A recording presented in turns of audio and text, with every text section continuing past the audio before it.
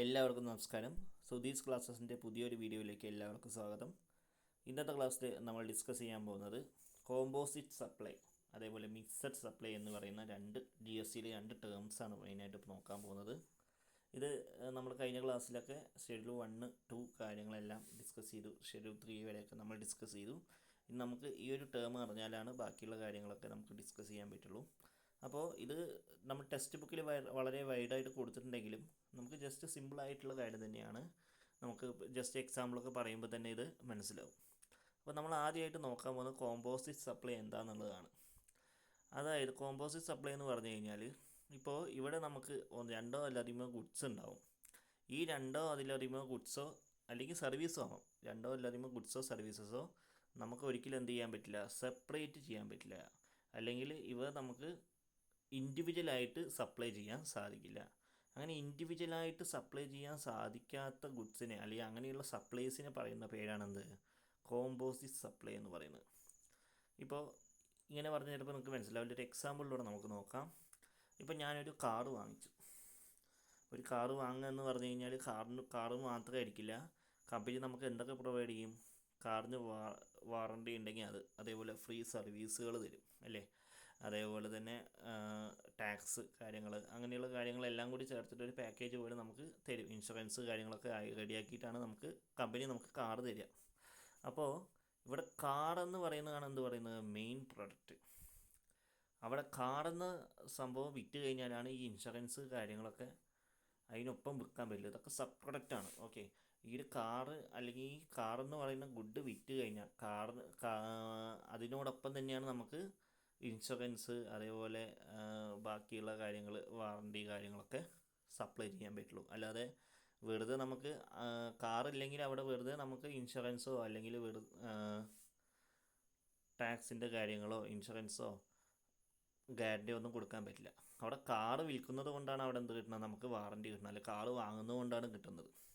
അപ്പോൾ അവിടെ main product എന്താ, കാറാണ്. അപ്പോൾ കാറിനോടൊപ്പമാണ് എന്ത് ചെയ്യുന്നത്, നമുക്ക് ഇൻഷുറൻസ് ടാക്സ് കാര്യങ്ങളൊക്കെ സപ്ലൈ ചെയ്യുന്നത്. അപ്പോൾ ഇങ്ങനെയുള്ള സ്വന്തമായി നിലനിൽപ്പില്ലാത്ത അല്ലെങ്കിൽ ഇങ്ങനെയുള്ള സപ്ലൈസിനെയാണ് എന്ത് പറയുന്നത്, കോമ്പോസിറ്റ് സപ്ലൈ എന്ന് പറയുന്നത്. ഇവിടെ കാറെന്ന് പറയുന്നതാണ് പറഞ്ഞു മെയിൻ ഐറ്റം എന്ന് പറഞ്ഞു, അല്ലെങ്കിൽ മെയിൻ ഗുഡ്സ് എന്ന് പറഞ്ഞു. അപ്പോൾ അതിനെ നമ്മൾ പറയുന്ന പേരാണ് പ്രിൻസിപ്പൽ സപ്ലൈ എന്ന് പറയുന്നത്. കാറാണ് അവിടെ പ്രിൻസിപ്പൽ സപ്ലൈ. അപ്പോൾ ഇവിടെ നമ്മൾ കോമ്പോസിറ്റ് സപ്ലൈൻ്റെ കേസിൽ ടാക്സ് കണക്കാക്കുന്ന എന്തിനു മുകളിലാണ്, പ്രിൻസിപ്പൽ സപ്ലൈക്ക് മുകളിലാണ്. ഓക്കെ, ഇതിപ്പോൾ എക്സാമ്പിളാണ്. ഈ എക്സാമ്പിളിൽ കാറാണ് മെയിൻ പ്രൊഡക്റ്റ്. അതുകൊണ്ട് കാറിന് മുകളിലുള്ള GST ആണ് നമ്മൾ കണക്കാക്കുന്നത്. കാറിനെയാണ് ഇവിടെ എന്ത് പറയുന്നത്, നമ്മൾ പ്രിൻസിപ്പൽ സപ്ലൈ ആയിട്ട് കണക്കാക്കുന്നത്. നമുക്കതിൻ്റെ ഡെഫിനീഷനിലേക്കൊന്ന് പോയി നോക്കാം. Composite supply means supply made by a taxable person to a recipient consisting of 2 or more taxable supplies of goods or services or both. എന്താണ് കോമ്പോസിറ്റ് സപ്ലൈ എന്ന് പറയുന്നത്? എന്താണ്, ഒരു സപ്ലയറും റെസിപ്പിയൻറ്റും ഉണ്ടാവും. സപ്ലയർ ഗുഡ്സ് സപ്ലൈ ചെയ്യുന്നു, റെസിപ്പിയൻ്റ് ആ ഗുഡ്സ് റിസീവ് ചെയ്യുന്നു. Okay, അവിടെ എന്താണ്, ഗുഡ്സോ സർവീസസോ ഉണ്ടാവും. ഓക്കെ, സപ്ലൈസോ ഗുഡ്സോ സർവീസസോ രണ്ടുമാകാം. ഓർ എനി കോമ്പിനേഷൻ, ചിലപ്പോൾ രണ്ടിൻ്റെ കോമ്പിനേഷനും ആവാം അല്ലേ. വിച്ച് ആർ നേച്ചുറലി ബണ്ടിൽഡ്, അത് വളരെ ഇമ്പോർട്ടൻ്റ് ആണ്. നാച്ചുറലി ബണ്ടിൽഡ് എന്താണ്, ഒരു ബണ്ടിൽ പോലെ ആയിരിക്കും, ഒരു സെറ്റായിരിക്കും. കണ്ടോ, ഇപ്പോൾ കാറ് വാങ്ങുക എന്ന് പറയുമ്പോൾ കാറിൻ്റെ ഒപ്പം ഇൻഷുറൻസ്, വാറണ്ടി കാര്യങ്ങൾ ഒക്കെ കിട്ടുന്നുണ്ട്, സർവീസ് അങ്ങനെയുള്ള കാര്യങ്ങളൊക്കെ കിട്ടുന്നുണ്ട്, സർവീസുകളൊക്കെ നമുക്ക് കിട്ടുന്നുണ്ട്. അപ്പോൾ അതൊക്കെ എന്താണ്, ഒരു നാച്ചുറലി ബണ്ടിൽഡ് ആയിരിക്കും. ഓക്കെ, അതാണ് കോമ്പോസിറ്റ് സപ്ലൈയുടെ പ്രത്യേകത. Okay, and supplied in conjunction with each other ordinary course of business, one of which is principal supply. നമ്മളെന്താണ്, ഓർഡിനറി കോഴ്സ് ഓഫ് ബിസിനസ്സിൻ്റെ ഭാഗമായിട്ട് ആ ഗുഡ്സ് സപ്ലൈ ചെയ്യുന്നു. അതിലൊന്നെന്ന് പറയുന്നത് എന്തായിരിക്കും, പ്രിൻസിപ്പൽ സപ്ലൈ ആയിരിക്കും. ഓക്കെ, നമ്മൾ കാറിൻ്റെ കേസ് പറഞ്ഞു, കാറെന്ന് പറയുന്നത് എന്താണ്, പ്രിൻസിപ്പൽ സപ്ലൈ ആണ്. ഓക്കെ, അപ്പോൾ ഇത്രയേ ഉള്ളൂ. രണ്ടോ അല്ലധികമോ ഗുഡ്സോ സർവീസസോ നമ്മൾ സപ്ലൈ ചെയ്യുന്നു. ആ സപ്ലൈ ചെയ്യുന്ന സമയത്ത് അതിലൊരു പ്രിൻസിപ്പൽ സപ്ലൈ ഉണ്ടാവും. ഓക്കെ, അത് നാച്ചുറലി ബണ്ടിൽഡ് ആയിരിക്കും. ഓക്കെ, ഇവിടെ ഈ ഗുഡ്സോ സർവീസസോ നമുക്ക് എന്ത് ചെയ്യാൻ പറ്റില്ല, സെപ്പറേറ്റ് ചെയ്ത് അല്ലെങ്കിൽ ഇൻഡിവിജ്വലായിട്ട് സപ്ലൈ ചെയ്യാൻ സാധിക്കില്ല. അങ്ങനെയുള്ള സപ്ലൈസിനെയാണ് എന്ത് പറയുന്നത്, കോമ്പോസിറ്റ് സപ്ലൈ എന്ന് പറയുന്നത്. സെക്ഷൻ 3(2) സബ്സെക്ഷൻ 30 പ്രകാരമാണ് കോമ്പോസിറ്റ് സപ്ലൈയെ കുറിച്ച് പറയുന്നത്. 2-3 എക്സാമ്പിൾ പറയുന്നുണ്ട്, അത് ഒന്നും കൂടി നമുക്ക് നോക്കാം. അതിൽ എക്സാമ്പിൾ 16 എന്ന് പറഞ്ഞിട്ട് ആദ്യത്തെ പോയിന്റിൽ കൊടുത്തിട്ടുള്ള എക്സാമ്പിൾ നോക്കാം. where goods are packed and transported with insurance. The supply of goods, packing materials, transport and insurance is a composite supply. Supply goods is a principal supply. നമ്മളെന്താണ് ഗുഡ്സ് ട്രാൻസ്പോർട്ട് ചെയ്യാണ്. Okay, goods supply ചെയ്യാണ്. ആ goods നമ്മൾ ഒരു ലോറിയിൽ കയറ്റി അയക്കുന്നു വിചാരിക്കുക. ഒരു ലോറിയിൽ കുറച്ച് സാധനങ്ങൾ വേറെ സ്ഥലത്തേക്ക് അയക്കുകയാണ്. അയക്കുന്ന സമയത്ത് നമ്മൾ അതിനെന്താണ് ഇൻഷുറൻസ് എടുത്തിട്ടുണ്ട്. അതേപോലെ ആ മെറ്റീരിയൽസ് കേടുപാട് സംഭവിക്കാതിരിക്കാൻ വേണ്ടി നമ്മൾ പാക്ക് ചെയ്തിട്ടുണ്ട്. ഓക്കെ, അപ്പോൾ നമ്മൾ പാക്ക് ചെയ്തിട്ട് ഒരു ഗുഡ്സ് എങ്ങോട്ട് ഇപ്പോൾ കേരളത്തിൽ നിന്ന് തമിഴ്നാട്ടിലേക്ക് കുറച്ച് സാധനങ്ങൾ കയറ്റി അയക്കുന്നു. ആ കയറ്റി അയക്കുന്നതിന് നമ്മൾ എന്ത് ചെയ്തിട്ടുണ്ട്, ഇൻഷുറൻസ്, എന്തെങ്കിലും അപകടം പറ്റി കഴിഞ്ഞാലോ ഒന്ന് പേടിച്ചിട്ട് നമ്മൾ ഇൻഷുറൻസ് എടുത്തിട്ടുണ്ട്. അതേപോലെ തന്നെ പാക്ക് ചെയ്തിട്ടുണ്ട്, ആ ഗുഡ്സ് പാക്ക് ചെയ്തിട്ടുണ്ട്. ഓക്കെ, അപ്പോൾ ഇവിടെ ഗുഡ്സ് ഇവിടെ രണ്ടോ അതിലധികമോ ഐറ്റംസ് ഉണ്ട് അല്ലേ. അതേപോലെ തന്നെ നാച്ചുറലി ബണ്ടിൽഡ് ആണ് അല്ലേ. ഇവിടെ 2-3 ഐറ്റംസ് ഉണ്ട്. പാക്കിംഗ് ഉണ്ട്, ട്രാൻസ്പോർട്ട് ഉണ്ട്, അതുപോലെ ഗുഡ്സ് സപ്ലൈ ചെയ്യുക എന്നുള്ളത് 3 കാര്യങ്ങളുണ്ട്. ഓക്കെ, അവിടെ നാച്ചുറലി ബണ്ടിൽഡ് ആണ്. അപ്പോൾ ഇവിടെ പ്രിൻസിപ്പൽ സപ്ലൈ എന്ന് പറയുന്നത് എന്തായിരിക്കും, ഗുഡ്സ് ട്രാൻസ്പോർട്ട് ചെയ്യുക എന്നുള്ളതാണ്. ഓക്കെ, ഗുഡ്സ് സപ്ലൈ ചെയ്യുക എന്നാണ്. ഗുഡ്സ് കേരളത്തിൽ നിന്ന് തമിഴ്നാട്ടിലേക്ക് അയക്കണം. അങ്ങനെ അയക്കുകയാണെങ്കിൽ മാത്രമാണ് അവിടെ എന്ത് വേണ്ടു, ഇൻഷുറൻസ് വേണ്ടു അല്ലേ. അയക്കില്ലെങ്കിൽ എന്താ നമുക്ക് ഇൻഷുറൻസ് എടുക്കേണ്ട ആവശ്യമുണ്ടോ, ഇല്ല. അയച്ചില്ലെങ്കിൽ അത് പാക്ക് ചെയ്യേണ്ട ആവശ്യമുണ്ടോ, ഇല്ല. ഗുഡ്സ് ഇവിടെ തന്നെ ഞാൻ എൻ്റെ ഓഫീസിൽ കിടക്കുകയാണ്, ഞാനത് തമിഴ്നാട്ടിലേക്ക് അയക്കുന്നില്ല വിചാരിക്കുക. അപ്പോൾ ഇൻഷുറൻസും വേണ്ട, പാക്ക് ചെയ്യും വേണ്ട. മറിച്ച് ഞാൻ ഈ ഗുഡ്സ് കയറ്റി അങ്ങോട്ട് അയക്കുന്നത് കൊണ്ടാണ് അവിടെ എന്ത് ചെയ്യുന്നത്, പാക്ക് ചെയ്യുന്നത്, അതേപോലെ ഗുഡ്സ് പാക്ക് ചെയ്യുന്നത്, അതേപോലെ തന്നെ എന്ത് ചെയ്യുന്നത്, ഇൻഷുറൻസ് എടുക്കേണ്ടി വരുന്നത്.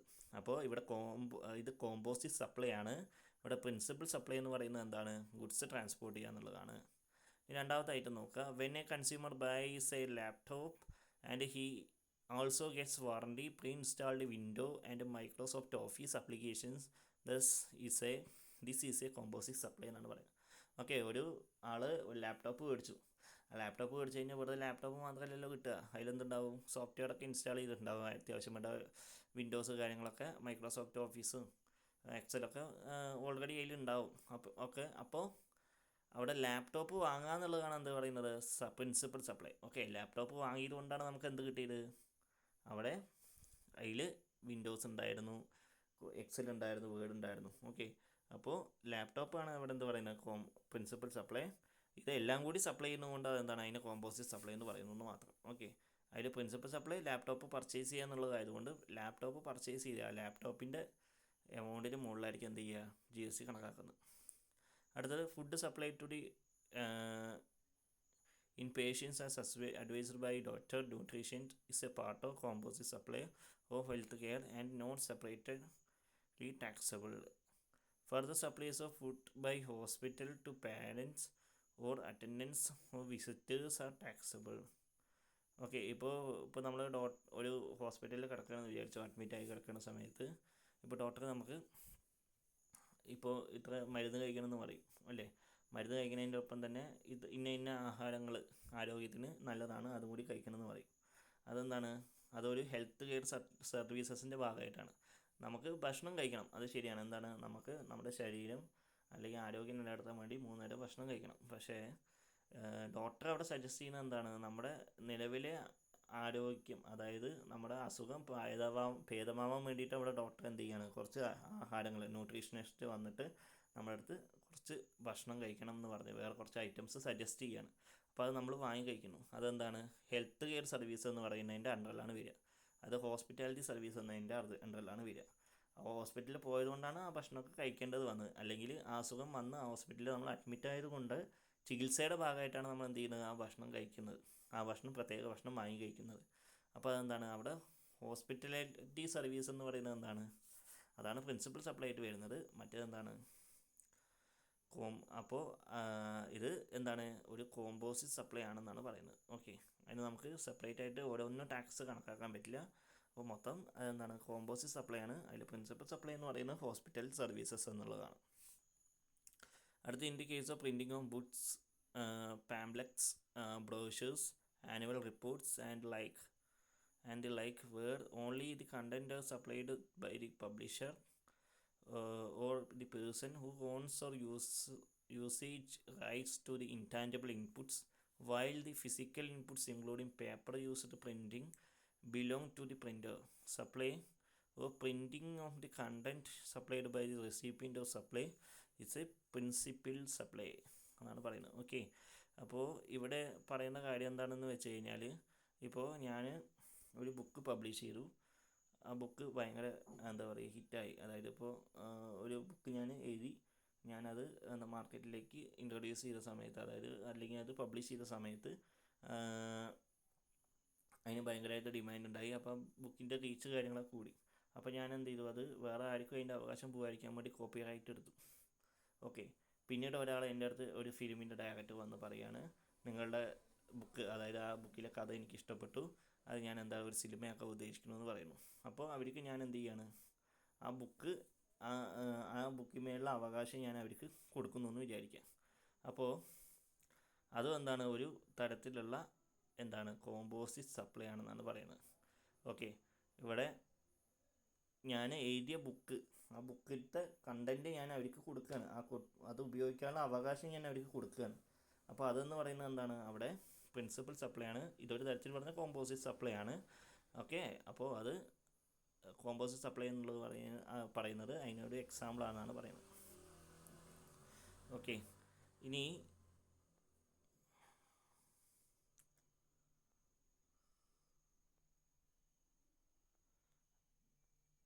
ഇവിടെ എക്സാമ്പിൾ 17 കുറച്ച് 2-3 എക്സാമ്പിൾ കൂടി കൊടുത്തിട്ടുണ്ട്. ഇപ്പോൾ ഹോട്ടൽ സർവീസസ്, നമ്മൾ ഹോട്ടലിൽ ഒരു റൂം ബുക്ക് ചെയ്യാന്ന് പറഞ്ഞു കഴിഞ്ഞാൽ ഹോട്ടലുകാർ നമുക്ക് എന്ത് ചെയ്യുക, അതിൽ ഫുഡ് കാര്യങ്ങൾ, അക്കോമഡേഷൻ കാര്യങ്ങളൊക്കെ തരും അല്ലേ. അതേപോലെ ആ ഹോട്ടൽ റൂമിൽ നമുക്ക് ടി വി ഉണ്ടെങ്കിൽ ടി വി, അതേപോലെ ഫാന് കാര്യങ്ങൾ, ഇതിനെല്ലാം നമ്മൾ ഉപയോഗിക്കുന്നതിനൊക്കെ നമുക്ക് അധികാരമുണ്ട്. നമ്മളൊരു hotel room, 5 star hotel room book ചെയ്ത് കഴിഞ്ഞാൽ അതൊക്കെ നമുക്ക് യൂസ് ചെയ്യാം. ഫാൻ യൂസ് ചെയ്യാം, അല്ലെങ്കിൽ ടി വി, എന്താണെങ്കിലും ലൈറ്റ്സ് കാര്യങ്ങളൊക്കെ നമുക്ക് യൂസ് ചെയ്യാം. പക്ഷേ അവിടെ നമ്മൾ ബില്ല് വരുന്ന സമയത്ത് ലൈറ്റ് ഉപയോഗിച്ചതിന് ഇത്ര രൂപ, ടി വി ഉപയോഗിച്ചതിന് ഇത്ര രൂപ പറഞ്ഞിട്ട് അങ്ങനെയല്ല ബില്ല് വരിക. നമ്മൾ ഫുഡ് കഴിച്ചതിന് ഇത്ര രൂപ ബില്ല് വേണം, മുഴുവനും ടോട്ടലായിട്ട് ഇത്ര എമൗണ്ട് എന്നുള്ളതാണ് ബില്ല് വരിക. ഓക്കെ, അപ്പോൾ ഇങ്ങനെയുള്ള ഹോട്ടൽ അക്കോമഡേഷൻ എന്ന് പറയുന്നത്, ഹോട്ടലിൽ നമ്മൾ റൂം എടുക്കുക എന്ന് പറയുന്നത് എന്താണ്, ഒരു കോമ്പോസിറ്റ് സപ്ലൈ ആണ്. ഓക്കെ, അവർ ഫുഡ് തരുന്നു, അതേപോലെ ബാക്കിയുള്ള സാധനങ്ങളൊക്കെ നമുക്ക് യൂസ് ചെയ്യാൻ പറ്റുന്നു എന്ന് പറയുന്നത് കോമ്പോസിറ്റ് സപ്ലൈ ആണ്. നമ്മളവിടെ റൂം എടുത്തുകൊണ്ടാണ് നമുക്ക് എന്ത് ചെയ്യാൻ പറ്റുന്നത്, അവിടെ ടി വി കാണാൻ, അവിടുത്തെ സൗകര്യങ്ങൾ ഉപയോഗിക്കാൻ നമുക്ക് പറ്റുന്നത്. അപ്പോൾ റൂം എടുത്തു എന്ന് പറയുന്നത്, ഹോട്ടൽ അക്കോമഡേഷൻ എന്ന് പറയുന്നത് പ്രിൻസിപ്പൽ സപ്ലൈ ആയിട്ട് കണക്കാക്കുന്നു. ബാക്കിയുള്ളതൊക്കെ എന്താണ്, അതിൻ്റെ സബോർഡിനേറ്റ്സ് ആണ്. ഇതൊക്കെ നാച്ചുറലി ബണ്ടിൽഡ് ആണ്. ഇതിലൊരു പ്രിൻസിപ്പൽ സപ്ലൈ ഉണ്ട്, അതുകൊണ്ട് എന്താണ് ഇത് കോമ്പോസിറ്റ് സപ്ലൈ ആയിട്ട് കണക്കാക്കുന്നു എന്ന് പറയുന്നു. ഇനി ഒരു 5 സ്റ്റാർ ഹോട്ടലിൽ നമുക്ക് കിട്ടുന്ന സർവീസസുകൾ എന്തൊക്കെയാണെന്നൊക്കെ കൊടുത്തിട്ടുണ്ട്, അതൊക്കെ ഒന്ന് വായിച്ചു നോക്കുക. Accommodation, breakfast, tea and coffee, അതേപോലെ ഫിറ്റ്നസ് റൂം ഉണ്ടെങ്കിൽ അത് യൂസ് ചെയ്യാനുള്ള അവകാശം, കോൺഫറൻസ് ഹാള് യൂസ് ചെയ്യാനുള്ള അവകാശം, ബിസിനസ് സെൻറ്റർ, ഈ കാര്യങ്ങളൊക്കെയാണ് എന്ത് പറയുന്നത്, നമ്മുടെ എക്സാമ്പിളിൽ പറയുന്നത് കേട്ടോ. ഇനി അടുത്തത് നമ്മൾ പഠിക്കാൻ പോകുന്നത് കോമ്പോസിറ്റ് സപ്ലൈ എന്താണെന്ന് പഠിച്ചു. ഇനി അടുത്തത് നോക്കാൻ പോകുന്നത് മിക്സഡ് സപ്ലൈ എന്താണെന്നുള്ളതാണ്. എന്താണ് മിക്സഡ് സപ്ലൈ? സെക്ഷൻ 274 പ്രകാരം മിക്സഡ് സപ്ലൈയെക്കുറിച്ച് പറയുന്നുണ്ട്. എന്താണെന്ന് നമുക്ക് നോക്കാം. അതായത് നിങ്ങൾ സിമ്പിളായിട്ടൊരു കാര്യം ആലോചിക്കുക. നമ്മൾ പണ്ടൊക്കെ ഈ കല്യാണ വീടുകളിലൊക്കെ അധികം ഇപ്പോഴൊക്കെയാണ് ഈ ബൊഫേ കാര്യങ്ങളൊക്കെ വരാൻ തുടങ്ങിയത്. പണ്ടൊക്കെ എന്തായിരുന്നു, ഈ സ്വീറ്റ്സ് ബോക്സ് കൊടുക്കുമായിരുന്നു. അതായത് ഒരു ബോക്സിൽ ഒരുപാട് സ്വീറ്റ്സ് കാര്യങ്ങളൊക്കെ ഉണ്ടാവും. ചിലപ്പോൾ ലഡ്ഡു, ജിലേബി അങ്ങനെയുള്ള ഐറ്റംസ് ആയിരിക്കാം. എന്താണ് നമ്മൾ പ്രിഫർ ചെയ്യുന്ന ഐറ്റംസ് ആയിരിക്കാം. അപ്പോൾ അങ്ങനെയുള്ള സ്വീറ്റ്സ് ബോക്സ് കാര്യങ്ങളൊക്കെ ആയിരുന്നു പണ്ടൊക്കെ ഈ കല്യാണ വീടുകളിലൊക്കെ ഈ പാർട്ടിക്കൊക്കെ കൊടുത്തിട്ടുണ്ടായിരുന്നു. ഇപ്പോൾ അങ്ങനെയല്ല. അപ്പോൾ അതെന്ന് പറയുന്നത് എന്താണ്, മിക്സഡ് സപ്ലൈക്ക് ഒരു ഉദാഹരണമാണ്. ഓക്കെ, ഇപ്പോൾ ഒരു സ്വീറ്റ്സ് ബോക്സ് എടുത്തു കഴിഞ്ഞാൽ അതിൽ ചിലപ്പോൾ ലഡ്ഡു ഉണ്ടാവാം, ജിലേബി ഉണ്ടാവാം, അതേപോലെ മൈസൂർ പാവ്, അങ്ങനെയുള്ള കാര്യങ്ങളൊക്കെ ഉണ്ടാവും. ഇതൊക്കെ വേണമെങ്കിൽ നമുക്ക് എന്ത് ചെയ്യാം, ഓരോന്നായിട്ട് വിൽക്കാം. ഓക്കെ, ലഡ്ഡു സെപ്പറേറ്റ് വിൽക്കാം, ജിലേബിയൊക്കെ സെപ്പറേറ്റ് വേണമെങ്കിൽ വിൽക്കാം. പക്ഷേ ഇങ്ങനെ വിൽക്കാൻ പറ്റുമെങ്കിലും നമ്മൾ എന്ത് ചെയ്യണം, അതൊരു ബോക്സായിട്ട് എല്ലാം കൂടി ഒരുമിച്ച് വിൽക്കുന്നു. അങ്ങനെ വിൽക്കുന്നുണ്ടെങ്കിൽ അതിനെയാണ് എന്ത് പറയുന്നത്, മിക്സഡ് സപ്ലൈ എന്ന് പറയുന്നത്. ഓക്കെ, അപ്പോൾ കോമ്പോസിറ്റ് സപ്ലൈയും മിക്സഡ് സപ്ലൈയും തമ്മിലുള്ള വ്യത്യാസമാണ് പറയുന്നത്. കോമ്പോസിറ്റ് സപ്ലൈ എന്ന് പറഞ്ഞു കഴിഞ്ഞാൽ എന്താണ്, അവിടെ നാച്ചുറലി ബണ്ടിലായിരിക്കും. രണ്ടോ അല്ലാതെയുമ്പോൾ ഗുഡ്സ് കാര്യങ്ങളൊക്കെ ഉണ്ടാവും, അതൊക്കെ ശരിയാണ്. പക്ഷേ അവിടെ എന്താ ചെയ്യാൻ പറ്റില്ല, നമുക്ക് ഓരോ ഗുഡ്സ് സെപ്പറേറ്റ് എടുത്ത് വിൽക്കാൻ പറ്റില്ല. എവിടെ, കോമ്പോസിറ്റ് സപ്ലൈയിൽ. മിക്സഡ് സപ്ലൈയിൽ അങ്ങനെയല്ല, അതിൽ ഉള്ള രണ്ടോ അല്ലറിയുമ്പോൾ ഗുഡ്സ് ഉണ്ടെങ്കിൽ കൂടി അല്ലെങ്കിൽ സർവീസ് ഉണ്ടെങ്കിൽ കൂടി ഇത് നമുക്ക് എന്ത് ചെയ്യാൻ പറ്റും, ഇൻഡിവിജ്വലായിട്ട് സപ്ലൈ ചെയ്യാൻ പറ്റും. അങ്ങനെയുള്ള സപ്ലൈസിനെയാണ് എന്ത് പറയുക, മിക്സഡ് സപ്ലൈ എന്ന് പറയുക. ഒന്നും കൂടി നിങ്ങൾക്ക് എളുപ്പത്തിന് മനസ്സിലാകാൻ വേറൊരു എക്സാമ്പിൾ കൂടി പറയാം. ഇപ്പോൾ നമ്മൾ നമ്മുടെ റോഡ് സൈഡൊക്കെ നമ്മൾ പോകുന്ന സമയത്ത് കാണാൻ പറ്റി ഈ പച്ചക്കറി കിറ്റൊക്കെ വിൽക്കുന്നുണ്ടാവും, 50 രൂപയ്ക്ക് ഒരു കിറ്റ് എന്നൊക്കെ പറഞ്ഞിട്ട്. അതിലെന്താണ്, ഇപ്പോൾ ഒരുപാട് പച്ചക്കറികളൊക്കെ ഉണ്ടാവും, ഉള്ളി, വഴുതനങ്ങ അല്ലെങ്കിൽ ഉരുളക്കിഴങ്ങ് കാര്യങ്ങളെല്ലാം ഉണ്ടാവും. അതെല്ലാം കൂടി ചേർത്തിട്ട് 50 രൂപയ്ക്ക് അല്ലെങ്കിൽ 100 രൂപയ്ക്ക് ഒരു കിറ്റ് കണ്ട് കൊടുക്കുന്നുണ്ടാവും. ഇപ്പോൾ അതിലുള്ള ഓരോ പച്ചക്കറിയും ഓരോ ഐറ്റംസ് നമുക്ക് വേണമെങ്കിൽ എന്ത് ചെയ്യാം, സെപ്പറേറ്റ് എടുത്തിട്ട് വേണമെങ്കിൽ വിൽക്കാം. ഓക്കെ, വേണമെങ്കിൽ സെപ്പറേറ്റ് ആക്കി വേണമെങ്കിൽ വിൽക്കാം. എങ്കിലും അവിടെ നമ്മൾ എന്ത് ചെയ്യണം, ഒരു കിറ്റാക്കിയിട്ട് കൊടുക്കുന്നുണ്ട്. അങ്ങനെ ഇതെന്താണ്, മിക്സഡ് സപ്ലൈക്കുള്ള ഒരു എക്സാമ്പിളാണ് എന്നാണ് പറയുന്നത്. ഓക്കെ, അപ്പോൾ നമ്മൾ 2 എക്സാമ്പിൾ പറഞ്ഞു, സീഡ്സ് ബോക്സ് പറഞ്ഞു, അതേപോലെ ഈ പച്ചക്കറി കിറ്റിൻ്റെ കാര്യം പറഞ്ഞു. അപ്പോൾ ഇത് രണ്ടും മനസ്സിൽ ഓർക്കുമ്പോൾ നിങ്ങൾക്ക് മനസ്സിലാവും, മിക്സഡ് സപ്ലൈ എന്ന് പറഞ്ഞു കഴിഞ്ഞാൽ എന്താണ്, രണ്ടോ അല്ലറിയുമ്പോൾ ഗുഡ്സോ സർവീസസ് അവിടെ സപ്ലൈ ചെയ്യുന്നുണ്ട്, എങ്കിൽ കൂടി അവിടെ എന്തല്ല, അവിടെ ഓരോ ഗുഡ്സും സർവീസസും നമുക്ക് സെപ്പറേറ്റ് ചെയ്യാൻ പറ്റില്ല എന്നാണ് പറയുന്നത്. ഓക്കെ, അപ്പോൾ ഇതാണ് മിക്സഡ് സപ്ലൈയെ കുറിച്ച് പറയാനുള്ളത്. ഇനി അതിൻ്റെ ഡെഫിനിഷൻ കൂടി നോക്കിയ ശേഷം നമുക്ക് ഈ ക്ലാസ് അവസാനിപ്പിക്കാം, ഇന്നത്തെ ക്ലാസ് അവസാനിപ്പിക്കാം.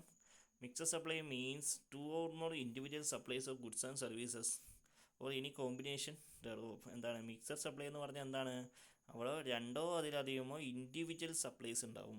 ഇൻഡിവിജ്വൽ സപ്ലൈസ് പറഞ്ഞാൽ എന്താ, ഇൻഡിവിജ്വലായിട്ട് വിൽക്കാൻ പറ്റുന്ന സപ്ലൈസ്, അങ്ങനെ ഉദ്ദേശിച്ചാൽ മതി. അപ്പോൾ 2 അതിലധികമോ ഐറ്റംസ് ഉണ്ടാവാം, ഗുഡ്സോ സർവീസസോ ആവാം, അതെന്താണ് ഇൻഡിവിജ്വലായിട്ട് നമുക്ക് സപ്ലൈ ചെയ്യാൻ പറ്റുന്നതാണ്.